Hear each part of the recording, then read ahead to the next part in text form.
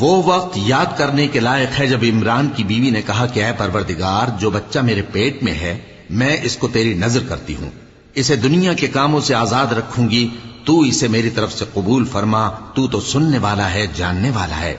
پھر جب ان کے ہاں بچہ پیدا ہوا تو کہنے لگی کہ پروردگار، میرے تو لڑکی ہوئی ہے، جبکہ اللہ خوب جانتا تھا جو ان کے ہاں ولادت ہوئی تھی، اور نہ ہوتا لڑکا مانند اس لڑکی کے۔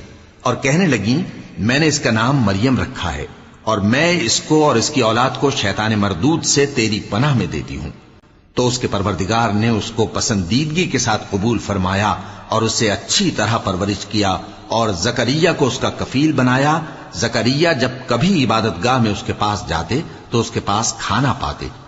یہ کیفیت دیکھ کر ایک دن مریم سے پوچھنے لگے کہ مریم، یہ کھانا تمہارے پاس کہاں سے آتا ہے؟ وہ بولی کہ اللہ کے ہاں سے آتا ہے، بے شک اللہ جسے چاہتا ہے بے